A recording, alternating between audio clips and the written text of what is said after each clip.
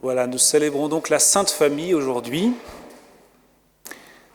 Si vous voulez, vous pourrez prendre des notes de ce que je vais dire pour garder quelque chose pendant cette semaine. Voilà, je vous propose de garder 3 enseignements de cette fête d'aujourd'hui et de la parole de Dieu que l'on reçoit. Le premier enseignement, c'est que Dieu a voulu naître dans une famille humaine. Aujourd'hui, nous sommes invités à contempler cette scène de l'enfant Jésus entouré de son papa et de sa maman. Dieu a voulu vivre cette expérience ordinaire et magnifique d'être reçu dans un foyer humain, d'être accueilli, élevé par un père et une mère. C'est une expérience ordinaire et en même temps, Dieu sait combien cette expérience a pu manquer et manque encore à un certain nombre de personnes qui n'ont pas eu la chance d'être accueillis dans un foyer aimant, de connaître leur père et leur mère. En s'incarnant et en naissant dans le foyer de Joseph et de Marie, Dieu révèle la beauté toute simple de cette cellule de base qu'est la famille, un père, une mère, un enfant. En contemplant cette sainte famille, on contemple aussi le projet originel de Dieu sur l'homme et la femme, qui sont invités à ne faire plus qu'un dans l'amour et la fidélité, et dont l'union est donatrice de vie. Et en même temps, on sait bien que cette famille-là est tout à fait singulière, puisque cet enfant qui vient de naître n'est pas le fruit de l'union de Joseph et de Marie, mais il a été conçu du Saint-Esprit dans le sein virginal de Marie. Jésus est le Fils de Dieu, engendré du Père avant tous les siècles, le Verbe de Dieu qui s'est fait chair et qui de Marie a pris l'humanité. Joseph n'est pas à l'origine de la venue au monde de Jésus. Il est son père adoptif, celui qui va l'éduquer et le faire grandir dans sa vie d'homme. Mais son véritable père, il est aux cieux. Vous savez, comme Jésus le révélera à 12 ans déjà, à ses parents qui le recherchent, tout inquiets et qui le retrouvent au temple de Jérusalem au milieu des docteurs de la loi. « Ne saviez-vous pas que je dois être aux affaires de mon Père ?» Cette sainte famille est singulière et en même temps, il y a en elle quelque chose de très simple et de très ordinaire. On peut imaginer la vie quotidienne à Nazareth. Jésus qui apprend de ses parents à être un homme, qui se construit par l'amour de ses parents, qui apprend un métier de son père. On peut imaginer le travail quotidien de Marie et de Joseph, les repas, les jeux, les temps de prière, les visites, le partage avec les villageois de Nazareth, les événements de la famille élargie, les fêtes, les rassemblements à la synagogue. Une famille toute simple, à la vie très ordinaire. Mais une famille éprouvée aussi, et cela dès la venue au monde de Jésus. La fuite en Égypte à cause de la folie d'Hérode, Joseph, Marie, Jésus, une famille de migrants qui débarquent en Égypte car ils ont fui leur pays. Ont-ils été bien accueillis? On ne le sait pas. Et puis lorsqu'ils reviennent, ils ne peuvent plus s'établir en Judée, selon saint Matthieu. Avant, ils n'habitaient pas à Nazareth, ils voulaient rentrer en Judée et puis Archélaüs était roi à la place de son père, alors ils se sont installés en Galilée. Deuxième changement dans leur vie, c'est tout un bouleversement dans une famille. Voyez, frères et sœurs, la réalité de la Sainte Famille est sans doute éloignée des représentations gentillettes qu'on peut en avoir parfois. Ils n'ont pas eu une vie facile ou confortable. Dieu a voulu naître dans une famille humaine, avec ses joies et ses souffrances, et par là, il nous en révèle en même temps toute la beauté. Le deuxième enseignement que je vous propose de garder, c'est que Dieu s'intéresse à la vie de famille et transforme les relations familiales. La parole de Dieu vient nous rejoindre dans nos rapports familiaux. On connaît bien ce 4e commandement du Décalogue, tu honoreras ton père et ta mère. Et ce commandement est repris et développé dans le livre de Ben Sirac le Sage, dont on a entendu un extrait dans la première lecture. On y trouve aussi d'autres exhortations qui touchent au concret des relations familiales. Ça nous montre que Dieu s'intéresse à la vie de famille et qu'il attend une attitude particulière de celui qui met sa foi en lui. Le fait de croire en Dieu doit influencer nos comportements en famille. Celui qui honore son père obtient le pardon de ses péchés, a-t-on entendu. Celui qui glorifie sa mère est comme celui qui amasse un trésor. Celui qui honore son père aura la joie dans ses enfants. Mon fils, soutiens ton père dans sa vieillesse, ne le chagrine pas, même si son esprit l'abandonne, sois indulgent. Voyez, Dieu s'intéresse au concret de la vie de famille et il y a un lien entre notre rapport à Dieu et notre rapport à nos parents. En même temps, on sait bien qu'il y a des histoires familiales très douloureuses et que les relations parents-enfants sont parfois très abîmées. Comment honorer son père et sa mère lorsqu'on a été blessé, rejeté, abandonné? Pour certains, cette invitation à honorer ses parents est peut-être insupportable à entendre.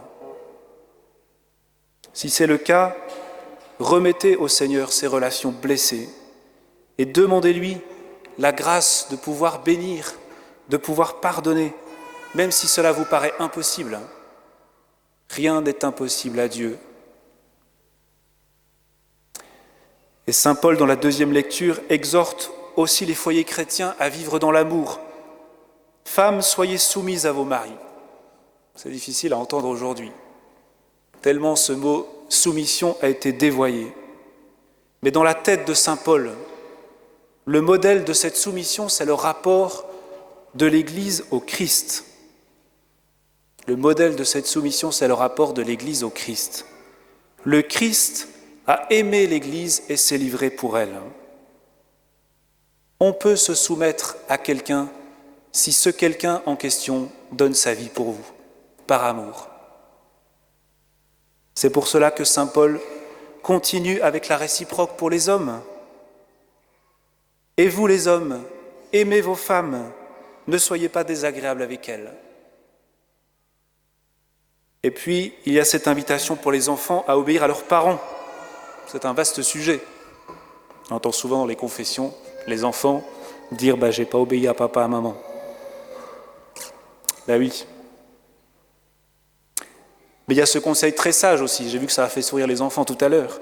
Et vous les parents, n'exaspérez pas vos enfants, vous risqueriez de les décourager. Voyez, Dieu s'intéresse aux relations familiales concrètes. Alors, aujourd'hui, j'encourage les familles, peut-être, à reprendre, à relire ensemble ce texte de saint Paul, aujourd'hui ou cette semaine. Je pense que ça peut susciter de beaux échanges entre vous sur ce que le fait d'être chrétien change concrètement dans les relations familiales. Dieu s'intéresse à la vie de famille et veut transformer nos relations familiales. Et enfin, le 3e enseignement, c'est que Dieu veut rassembler l'humanité en une seule et même famille, et c'est l'Église. Certains parmi nous ont la chance de vivre dans une famille et d'autres non. On sait combien cela est douloureux pour ceux qui se retrouvent seuls, pour ceux qui ont perdu les membres de leur famille, pour ceux qui aimeraient fonder une famille mais ne le peuvent pas, pour ceux dont les familles sont déchirées. Pour certains, la famille, c'est une grande joie, et pour d'autres, c'est cause de souffrance. La bonne nouvelle, frères et sœurs, c'est que quelles que soient nos familles charnelles, nous sommes de la famille de Dieu depuis le jour de notre baptême. Et tous ceux qui se préparent au baptême parmi nous sont sur ce chemin pour entrer pleinement dans la vie de famille de Dieu, même si évidemment ils sont déjà unis à nous. Le grand projet de Dieu pour le monde, c'est de rassembler tous ces enfants dispersés dans une seule et même famille. Et cette famille, c'est l'Église. Le Père a envoyé son Fils dans le monde et il a fait de ce Fils l'aîné d'une multitude de frères et de sœurs. Vous savez, quand dans l'Évangile, on essaye de ramener Jésus à sa famille charnelle, qu'est-ce qu'il dit? Qu'est-ce qu'il répond? Qui sont ma mère? Qui sont mes frères et sœurs? Et il désigne du doigt ses disciples et il dit « Voici ma mère, voici mes frères et mes sœurs, car celui qui fait la volonté de mon Père qui est aux cieux, celui-là est pour moi un frère, une sœur, une mère. » Jésus est venu inaugurer une nouvelle famille sur la terre. Et tous ceux qui mettent leur foi en lui, tous ceux qui font la volonté du Père, sont membres de la famille de Jésus. Ils sont ses frères et ses sœurs. L'Église est une grande famille où chacun doit trouver sa place. Le désir de Dieu, c'est que toute l'humanité y entre. Et nous croyons qu'au ciel, l'Église rassemblera toute l'humanité. Ce sera la véritable Sainte Famille. Elle est en construction sur la terre, cette famille, et elle sera pleinement achevée au ciel.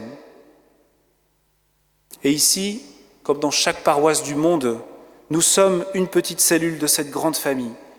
Et le Seigneur attend de nous que nous nous comportions les uns envers les autres comme des frères et sœurs, que nous sachions nous accueillir les uns les autres, nous regarder les uns les autres comme des frères et des sœurs. C'est pas toujours facile, parfois on se blesse, parfois on ne se comprend pas, mais c'est pas pour cela qu'il faut baisser les bras. C'est là que le Seigneur nous attend, c'est à l'amour que vous aurez les uns pour les autres, qu'on vous reconnaîtra comme mes disciples. Alors cette invitation de saint Paul qu'on a entendue, elle est à vivre dans nos familles charnelles, bien sûr, mais elle est surtout à vivre dans notre famille qu'est l'Église, et en particulier la paroisse. Je relis ce que saint Paul nous a dit. « Frères, puisque vous avez été choisis par Dieu, que vous êtes sanctifiés, aimés par lui, revêtez-vous de tendresse et de compassion, de bonté, d'humilité, de douceur et de patience. Supportez-vous les uns les autres et pardonnez-vous mutuellement si vous avez des reproches à vous faire. Le Seigneur vous a pardonné, faites de même. » Voilà, Dieu nous donne une famille, l'Église, et dans cette famille, il nous appelle à vivre concrètement l'amour.